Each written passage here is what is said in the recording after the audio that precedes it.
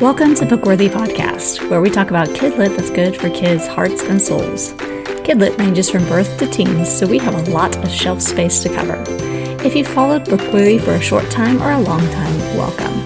This week might sound familiar because we're on break preparing for the next season. But don't worry, we'll be doing some Play It Again episodes in the meantime to continue discovering great books together. New episodes will be coming soon. Happy reading!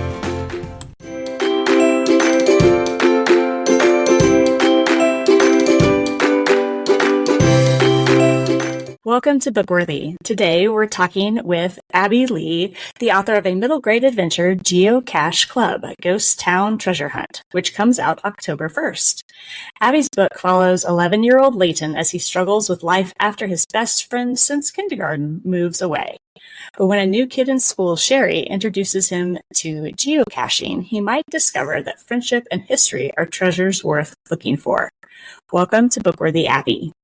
Thanks, Valerie. I'm happy to be here.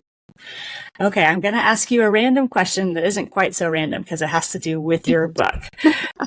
How many times have you gone geocaching?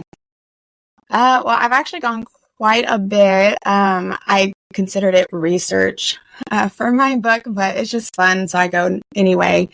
But yeah, there's been a few that I've logged into the geocaching app. There's been some that I couldn't find. And so some, it's just kind of random. You just see one, you're like, oh, okay, that's a geocache. Okay. And then I haven't logged it because didn't know it was there and just kind of stumbled upon it. So quite a few times. Boy, fun. Well, it's time to put on your teacher hat because I don't think everybody knows what geocaching is. Tell us what that is, Abbi. Yeah, of course. So geocaching is basically modern day treasure hunting. What a geocacher does is somebody who makes a little geocache out of, it could be a medicine bottle, it could be a box, something like as big as a shoebox even, just something that's weather safe, and then they hide it somewhere on public property. That's important. It's always on public property.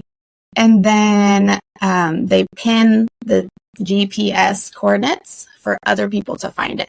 And in each geocache is a log. So that way when you find it, you write your name in there or your geocache code name, and then you put it back where you found it. And the goal is for no one else to find or to see you finding it, hiding it, that kind of thing. So it looks kind of weird sometimes that you're looking in weird spots, but it's totally worth it when you find it. So that's basically geocaching. It is a very fun pastime that's definitely grown in the last few years. My oldest son did a geocaching merit badge in Scouts, and so we had to scout around our city, and it was really bizarre, the places that we found things and sewer drains and what was it? We had found one that was a micro cache that was inside a golf ball. Oh, those are tiny. Those are hard. It was so hard to find, but it was very interesting. But aren't there different types of geocaching also? Yeah, if you go on the geocaching website, that's the company name of the big website. They've got the app, everything. There's, micro geocaches, there's log only, there's virtual geocaches, there's geocache events. There's some that they lay, for certain events, they will lay out geocaches to spell something on the map. So you don't see it until you look on the map and it says, we love Kansas or whatever. So yeah, there's so many types. It is definitely a community that has a lot of fun, for certain. Yes. It's a great way to get outdoors, too. It is, and it's great for families to kind of explore their city a little bit like Leighton and Sherry do in your book.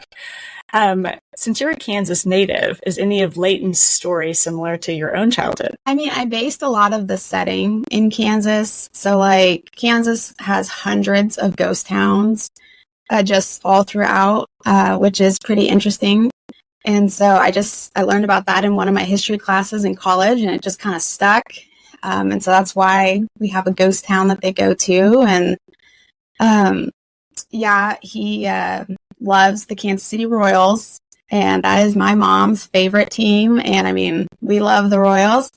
And so, of course, we had that in the book. And his favorite player, Salvi, is my mom's favorite player. So that's why that little connection's in there. But yeah, my the fields that like you see the sunflower fields and stuff that's mentioned in the book definitely comes from even just around where I'm at now. So yeah, definitely brought in as much Kansas as I could. It shows. It definitely help. The book really places you in Kansas and gives you a sense of, you don't really expect much history in Kansas from someone not from Kansas. But it is really neat to see how Layton kind of comes to understand that there is history even in his little old town. So tell us a little bit about the inspiration for Geocache Club, the Ghost Town Treasure Hunt. So this is such a random story. But during my first year of teaching, I was teaching high school, and I was actually talking to another teacher, and she had mentioned someone she had seen online, and his name was Forrest Fenn. And I don't know if you've heard of Forrest Fenn, but the story behind him is that in 2010, he hid an actual treasure chest somewhere in the Rocky Mountains, and then it was said to contain gold and other valuables worth at least $1 million. And then he published his memoir. And in the memoir, there was a poem that held clues for people to try and find the treasure. So I was captivated by that story. And I even did my own research and, tried to solve the mystery and whatnot. Turns out I was way off on my guess on where I thought the treasure was, because it was found in 2020. But it was fun. And so I had that story that I kind of got into. And then a few years later, I learned about geocaching, and something just kind of clicked between the two. And so I started to wonder, what if there was, this geocache hunt that actually turned into a real life treasure hunt. And now we can kind of find out what that looks like with Layton and Sherry. So very neat. And I really enjoyed reading through it, and just not just the history side, because Indiana Jones is one of my favorite movies, and I was like, I'm sure Abby loves that series too, but it really did feel like its own Indiana Jones story, and I love that. Now, he's not just looking for these geocaches. Layton's kind of having to discover himself a little bit too. Can you tell us a bit about his journey? Yeah. So like you mentioned in the beginning, he lost his best friend because his best friend moved away to California over the summer. And so he's just kind of by himself, and he's not really he's not an extroverted person. He's not going to go out and try and find a bunch of friends. And he really doesn't like change. Like, that is not his forte. He's not good at it. And so he ends up meeting Sherry, and Sherry really makes him open up a little bit. And he's like, well, I don't know if we're really friends, but it's someone to hang out with. And mom and dad are kind of pestering me to, find a friend. And so that's kind of what he does. And he's like, okay, well, I'll stick with Sherry for a little bit. Well, she introduces him to geocaching, and he loves it. He finds, okay, this is great. I'm good at this. And just through the book, you kind of see his friendship with Sherry evolve and get stronger. And then, his dad mentions that, we might have to move. And that's a whole new change, because he's only been in the city of Havenborough. And so he's just really nervous about that. And he decides, okay, nothing's changing. I'm going to make sure this stays the same. We're going to figure out this mystery in the ghost town. We're going to do this. I'm going to stay. It's going to be great. And he finds that, sometimes change does happen, and it's not always bad. Sometimes it's necessary. Sometimes it's good. I mean, that's how Sherry came along in geocaching. And so he has a lot of growing to do in this story with friendships and just with himself. Dealing with change is kind of one of those hard life lessons we learn in that kind of 8 to 12 range. Is that something that you had to struggle with too? Because I know I did. Yeah, I still don't love change. I am I don't know too many people that do. No, I am a routine gal. It's easy for me if I can just be in a routine. And so when my routine gets kind of thrown off, I'm like, okay, it takes me a minute to adjust and then I go for it. So yeah, some of Leighton's dislike of change is definitely from me. I think we can all relate to that. Yeah. So I'm big on my own routine, and once that gets sideswiped, I'm like, how do I even get back to a routine? I don't even know. Yes, it's so much more work to figure out what to do next then. Exactly. Well, Abby, what do you hope to communicate to kiddos with this book? I would really love, it's kind of three things. So like the friendship piece for sure. I would love, because it's such a major theme in this story, and it's really important for kids to see how different friendships look, as well as how a friendship can evolve over time. Leighton's friendship with Charlie, who moved to California, that evolved, it changed. And his friendship with Sherry evolved and changed in totally different ways. And it's important to see that.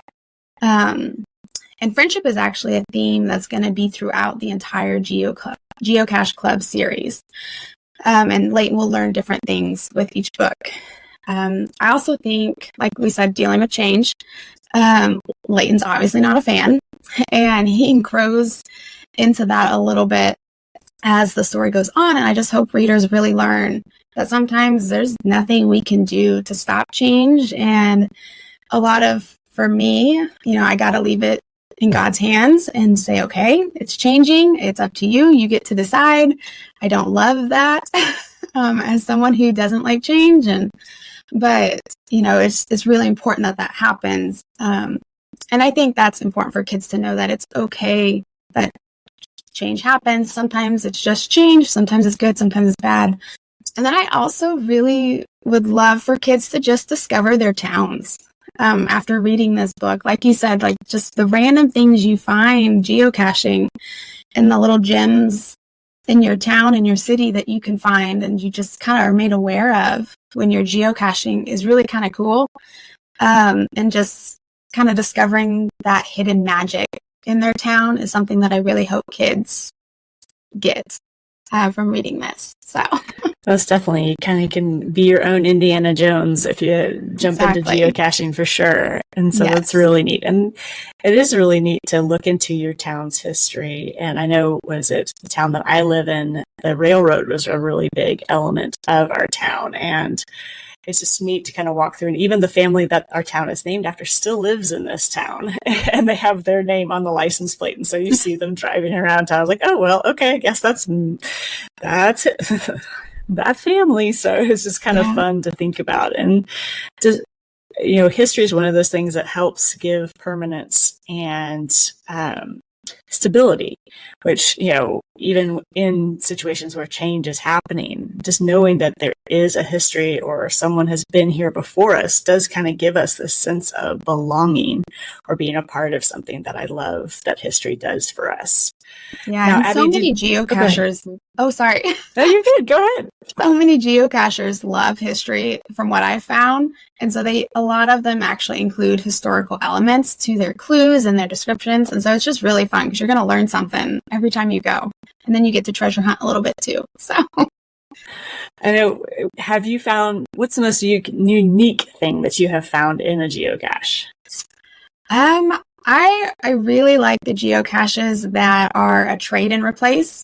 So basically you find them and it's usually a little bit bigger geocache and there's like trinkets inside. And those are the ones that Leighton is first introduced to in the story when he finds his compass. And so, those are my favorites. So I've got like a little baggie of prizes, I guess, that I can trade and replace when I find those. It just lives in my car. That's one of my favorites. But I've noticed a lot of geocaches are placed in cemeteries. And so you got to be comfortable with the cemetery. It was very interesting taking I guess he was 12 at the time, my 12-year-old to the town cemetery, and we had the hardest time finding the geocache. We're like, where is it? we tried to be as respectful as possible, but it was tricky. Yeah. And it's a good time to talk about, okay, if you're in a cemetery or a public place like this, how do we act? And don't climb on the headstones and, just things like that. It's a good teaching moment. It's a very good teaching moment. Now, Abby, did you always want to be an author? No, actually. I've always been a big reader. And as a kid, I liked to write songs and make up stories. And I even had a journal so I could interview people about events. But as a child, I never actually associated that people could become book authors. Like in my child's mind, I knew authors existed and I thought that they just existed. And since I wasn't an author already, that wasn't anything I could do. And I didn't know any authors. And so I never actually saw that progression to be an author. It just never crossed my mind that that was an actual career. I wanted to be a teacher for as long as I can remember. And that's what I did. I taught high school and I loved it. But I did end up leaving that profession when my oldest daughter was born. I stayed at home with her. And she loved to read, and so she still does. And we would go through picture book after picture book. And then when I was pregnant with my second and youngest daughter, I had this idea for a picture book, and that just kind of sparked this journey to becoming an author. And I just did the research and started writing, and here we are. Very neat. Now, you taught in high school. Did you teach history or English? Both. Actually, okay. My first year teaching, I taught at a charter school, and I was the social studies English teacher, and I co-taught with the science and math teacher. And then after that, I taught English for a couple years. So very neat. So you kind of have a marriage of both of your joys, and both in teaching and in your book. Yes. Now, what is your favorite book, Abby? That is so hard. I know. Well, I couldn't pick just one, so I'm going to go with two. Okay. So a book that I recommend to everyone, anyone who likes historical fiction and survival stories, I really love Alas, Babylon by Pat Frank. It actually takes place in the height of the Cold War, but it takes a twist to alternative history. So it is fiction because it follows this family and their community through the aftermath of those nuclear missiles actually being fired. Wow. It's kind of like a what would have happened if this happened kind of thing. And so just kind of reading that day-to-day struggle to survive and learning what is and isn't essential just brings me back to that book. Time and time again. And I think it was written in the 60s, and it was by somebody who he was in the CIA, like he was a Cold War expert. So a lot of it was very realistic. So it was a really cool book just to read. But a more recent favorite that I like is A Cuban Girl's Guide to Tea and Tomorrow by Laura Taylor Namey. It's such a charming and little heartfelt story about a girl who leaves Miami unwillingly, and she goes to live in England with her family for a few months. I just love all the food references that are in this book. I'm a big food in a book fan. And then actually, I just got the sequel, which is A British Girl's Guide to Hurricanes and Heartbreak. This one. And so I can't wait to dive into that. So those are my two kind of favorites. I'll also read anything by Kristen Hanna or Nicholas Sparks at any time. So good ones to know you can always go to and enjoy, right? Yes. Well, Abby, what's the most impactful book in your life other than the Bible? This is a tough one too. But within the last couple years, I would probably have to say Atomic Habits by James Clear. I have that one too. So this one. Mm-hmm. It has helped me find ways to be more successful in incorporating time to read my Bible and exercise, and help me designate times for reading and writing without feeling like I'm putting an emphasis on one thing over the others. And so it's just one of the few books that I go back to reference, and there's always more for me to learn from it. just teeny tiny tweaks in my life to get more of what I want done. And so that's definitely a favorite for me. It's been very impactful. Always the goal is to make the most out of the 24 hours we're given, right? Now, Geocache Club series isn't so much a spiritual or Christian book, correct? Correct. What influenced you to make this more of a general market style book? I just really wanted to reach as many people as I could with it. And my publisher, Chicken Scratch Books, they are really good about just keeping books, like publishing books that are just fun books, and they can kind of, match with anybody. So it's something that I really enjoy. But yeah, that's kind of why I picked it, to just reach as many people as possible and just to have fun with the story, and hopefully not turn anybody away because of one aspect or another. And there's some really key elements, like you said, about friendship and dealing with change, and also kind of dealing with family and change, because that is a hard thing too. And just it's such a universal theme and concept that even without being specifically spiritual about how you deal with it, the elements of understanding what a friend is, how to make a friend, what a friend is not, is great for any age kid, especially in that middle age area where they're kind of starting to have to I have to work at this friendship thing. It's not just who I sit next to in class. I have to actually engage in this relationship, and that is always a funky place to be. For kids. Very neat. Well, what can we expect next from you, Abbi? So I'm actually, like I said, Geocache Club is a series. So I'm working on book 2. It follows Leighton and his friends as they form the school's first geocaching club. They create geocaches of their own to hide, which is something new that he hasn't done before. There is some tension in the book that happens between Leighton and Sherry's friendship, and so we get to explore that a little bit. And there may or may not be a geocache going into space. So that's what I'm currently working on. And then I will also soon be starting to outline the third and final book in the trilogy.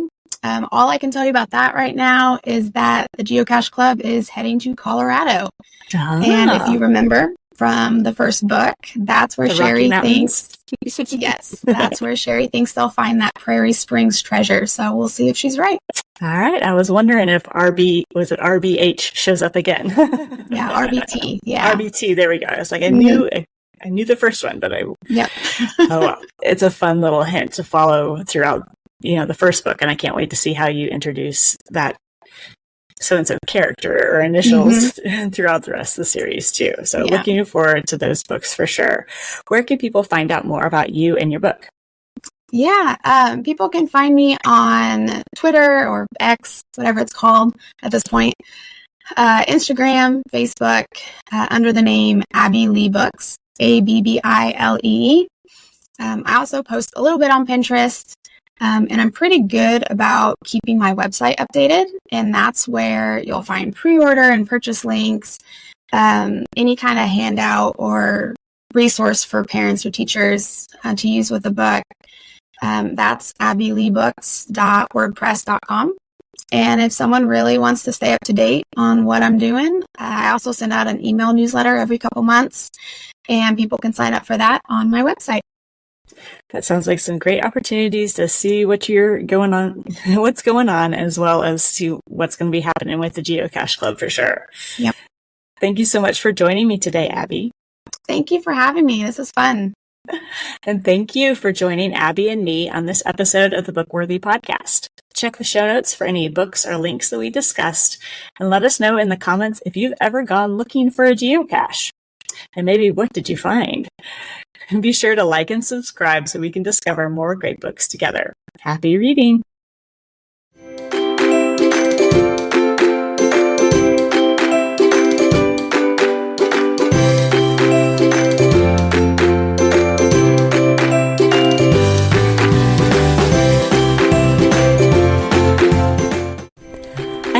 enjoyed this Play It Again episode with Bookworthy Podcast. I look forward to sharing new episodes and books with you soon.